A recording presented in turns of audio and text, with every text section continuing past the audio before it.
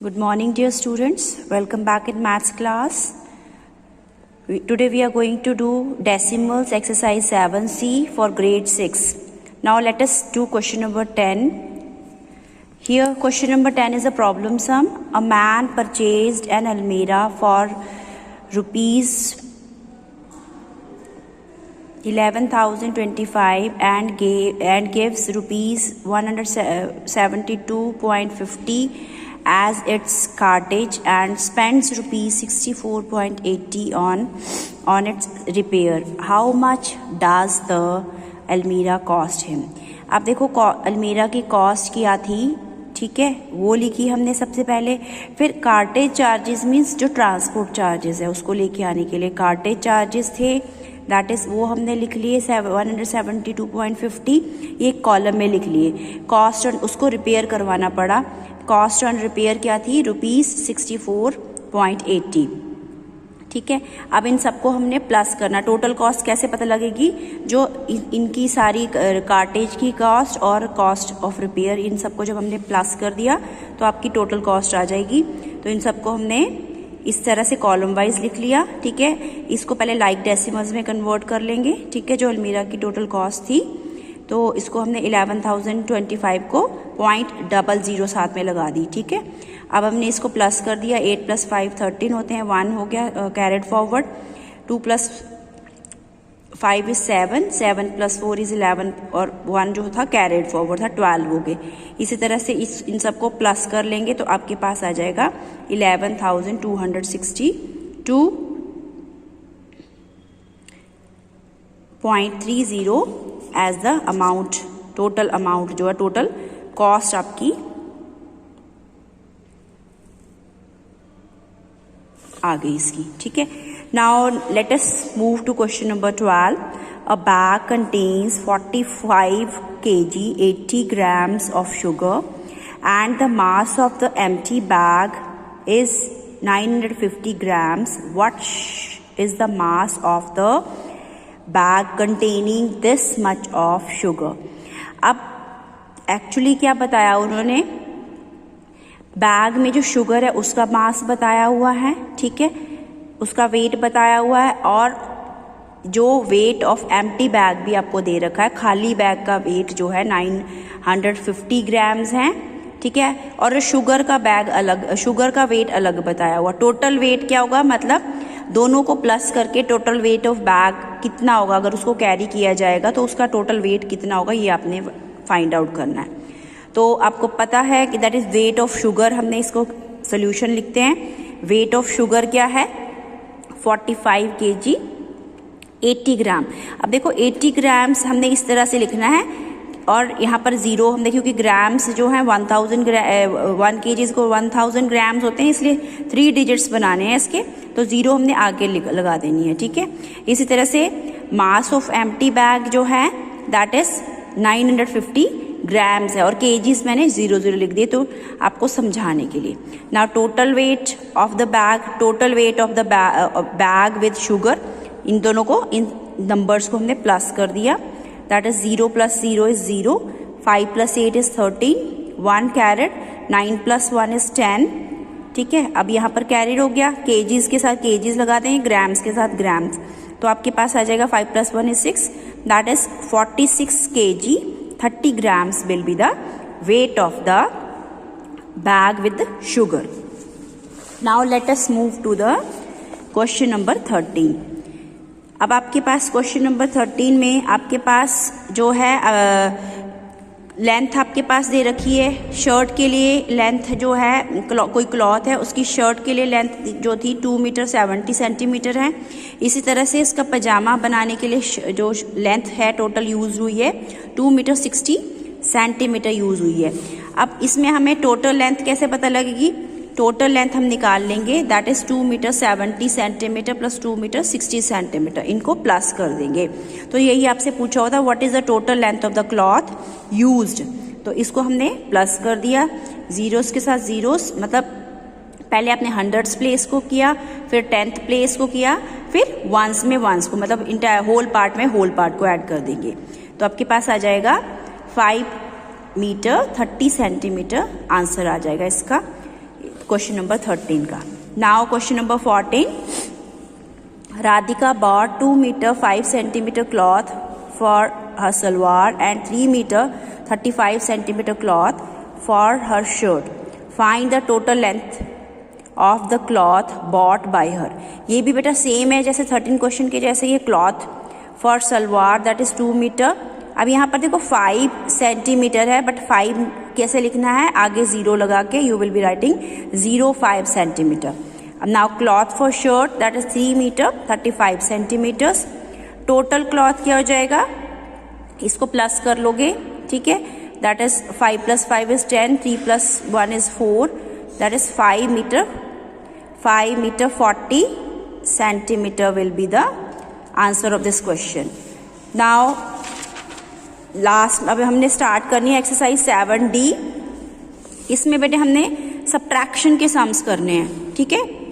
Starting from question number 1, 27.86 subtract करना है from 53.74। अब मैंने आपको पहले भी बताया है, जिस नंबर के आगे फ्रॉम लगा होता है ना, वो नंबर हमने सबसे पहले लिख लेना है। दैट इज सबसे पहले हम क्या लिखेंगे, 53.74 लिखेंगे, ठीक है। उसके बाद हमने माइनस का साइन लगाया और फिर लिखेंगे 27.86। अब इसको हमने माइनस करना है, पहले हमने यहाँ पर बोरो कर लिया, यहाँ पर हमने 14 बना लिया, 14 - 6 क्या हो जाता है, 8 हो जाता है। इसी तरह से यहाँ पर हमारे पास 6 आ गया कट के, ठीक है। अब यहाँ से फिर से बोरो करेंगे, ये 2 हो गया और यहाँ पर 16 - 8 विल बी 8। अब यहाँ पर 12 आ जाएगा, क्योंकि थ्रू -7 नहीं कर सकते, यहाँ पर 12 हो गया और यहाँ पर 4, तो 12 - 7 इज 5। इस तरह से 4 - 2 इज 2, तो 25.88 is the answer of this question, ठीक है। अब नेक्स्ट क्वेश्चन है 64.98 फ्रॉम 103.87। अब इसमें जिस नंबर के आगे फ्रॉम लगाया है, फ्रॉम के आगे जो नंबर है ना, वो वाला नंबर आपने सबसे पहले लिखना है सब्ट्रैक्शन में, ठीक है। 103.87 - 64.98। अब इसमें सब्ट्रैक्शन करनी है, ऑब्वियसली 7 में से 8 आप माइनस नहीं कर सकते, आपने बोरो करना है। 17 - 8, या इसको 17 बना देंगे, 17 - 8 इज 9। इसी तरह से ये भी बोरो करेंगे 3 से, 17 - 9 विल बी 8। इसी तरह से 12 - 4 इज 8, यहाँ पर आपके पास 9 ही बच जाएगा, ठीक है। 9 - 6 will be 3, 38.89 will be the answer of question number 2। ना उसके बाद हम कर रहे हैं क्वेश्चन नंबर 4। ये सारे एक जैसे ही क्वेश्चन है बेटे, बट सबसे पहले जब हमने देखो, या एडिशन हो या फिर सब्ट्रैक्शन हो, आपने जो डेसिमल्स है ना अगर, तो उसको लाइक डेसिमल में कन्वर्ट करना है। अब यहाँ पर देखो, यहाँ पर है 56.8 फ्रॉम 204, ठीक है। तो यहाँ पर हमें क्या करना पड़ेगा, अब 204 जो आपका होल पार्ट है, होल नंबर है, इसमें हमने डेसिमल लगा देना है, ठीक है। इसमें डेसिमल लगा दिया, साथ में 0 लगा दिया, 0.0, ठीक है। अब यहाँ पर 56.8 लगा दिया, ठीक है। टेंस के नीचे टेंस, वंस के नीचे वंस, टेंस के नीचे टेंस एंड हंड्रेड्स के नीचे हंड्रेड्स। अब यहाँ पर 10 हो गया, 10 - 8 विल बी 2। इसी तरह से यहाँ पर हमने बोरो किया था, 13 - 6 7 हो जाएगा। यहाँ पर क्या बच जाएगा, 9 - 5 विल बी 4। यहाँ पर लास्ट में 1 बच गया, आपके पास हो जाएगा 147.2 एज आंसर। नाउ नेक्स्ट वाला क्वेश्चन है आपका क्वेश्चन नंबर 10 करेंगे। 0.612 फ्रॉम 3.4 सब्ट्रैक्ट करना है 6.612 को 3.4 से। अब हमने यहाँ पर देखो, ये लाइक डेसिमल्स नहीं है, पहले आपने कन्वर्ट इनटू लाइक डेसिमल्स में कर देना है। मतलब यहाँ पर डेसिमल के बाद 3 नंबर्स हैं, यहाँ पर डेसिमल के बाद 1 नंबर है, तो यहाँ पर भी हमने डेसिमल के बाद 3 नंबर्स बनाने हैं, दैट इज 3.400 कर देना है, ठीक है। अब फ्रॉम के आगे क्या नंबर है, 3.44, ये 3.400 है, तो ये आपने नंबर सबसे पहले लिख दिया, 3.400 0.612, ठीक है। अब माइनस करेंगे, यहाँ पर ऑब्वियसली 10 - 2 8 हो गया, यहाँ 9 है, 9 - 1 इज 8। यहाँ पर आ गया आपके पास 13 - 6 इज 7। इसी तरह से 2 - 0 विल बी 2। ये आपका आंसर आ गया of this question number 10। Now let us do, यहाँ पर देखो बेटा क्वेश्चन नंबर 13 में सिंप्लीफिकेशन है, ठीक है। आपको ये क्वेश्चन सिंप्लीफाई करना है। इसमें देखो प्लस के साथ प्लस वाला नंबर भी है, माइनस वाले नंबर्स भी हैं, ठीक है। 3 माइनस वाले नंबर हैं और एक प्लस वाला नंबर है, ठीक है। यहाँ पर है 213.4, फिर माइनस 56.84, फिर माइनस 11.87 एंड उसके बाद है 16.087। अब सबसे पहला फर्स्ट स्टेप क्या होगा, कन्वर्ट इनटू लाइक डेसिमल्स। जहाँ पर आपका लाइक डेसिमल्स जहाँ पर नहीं है ना, उनको लाइक डेसिमल्स में कन्वर्ट कर दोगे। अब यहाँ पर देखो 16.087 है, मतलब डेसिमल के बाद 3 नंबर्स हैं मैक्सिमम। तो यहाँ पर हमें हर नंबर में 3, यहाँ पर डेसिमल के बाद हर नंबर में 3 नंबर्स ही होने चाहिए। जैसे 213 है, यहाँ सिंगल 4 था, साथ में डबल 0 कर दिया। इसी तरह से 56.840 हो गया, उसी तरह से 11.870 और माइनस 16.087। अब ये एक जैसे साइन वाले नंबर्स को इकट्ठा कर लो, जैसे माइनस 56.840, फिर माइनस 11.870, देन उसके बाद है माइनस 16.087। इनको सबको प्लस करोगे, साइन क्या लगेगा, आपने इंटीजर्स में किया है ना, इनके साथ साइन क्या लगेगा, माइनस का ही लगेगा, बट करना क्या है, हमने इनको प्लस करना है। तो 0 + 7 विल बी 7। इस तरह से ये सारा प्लस करके यू आर गेटिंग 84.797, ठीक है।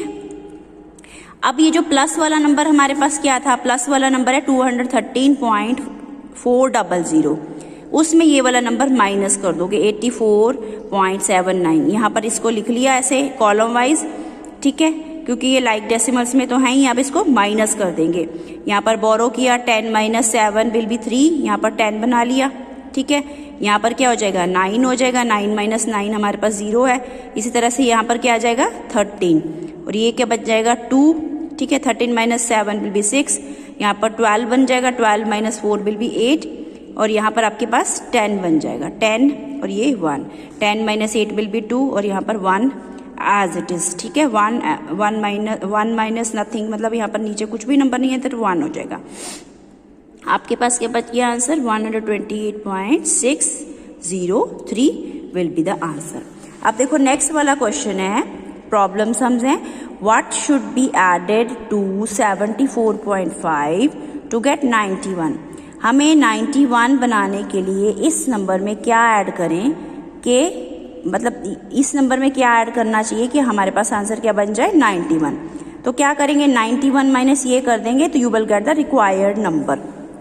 कैसे लिखेंगे, द रिक्वायर्ड नंबर इज 91 - 74.5। अब इसको लाइक डेसिमल में कन्वर्ट कर लो। 91 के बाद कोई नंबर डेसिमल नहीं है तो हमने 91.0 लगा दिया, फिर 74.5 माइनस कर देंगे इसको।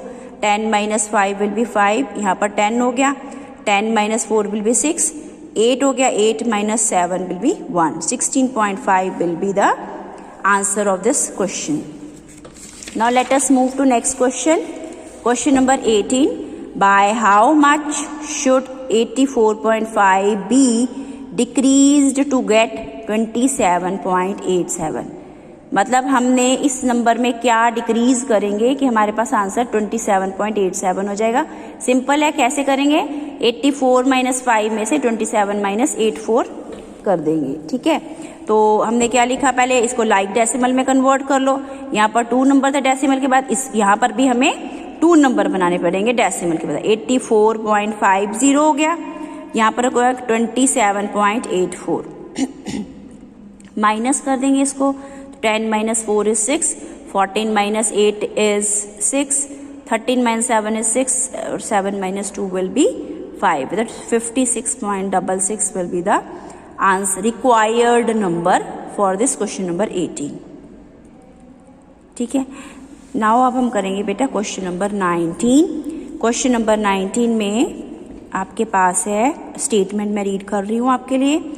If the school bag of Neelam and Garima weighs 6 kg 80 grams and 5 kg 265 grams respectively, whose bag is heavier by how much? अब आपके पास 2 गर्ल्स के बैग दे रखे हैं, नीलम एंड गरिमा। नीलम के बैग का वेट है 6 kg 80 ग्राम्स और गरिमा के बैग का वेट है 5 kg 265 ग्राम। कौन सा बिग हुआ बताइए?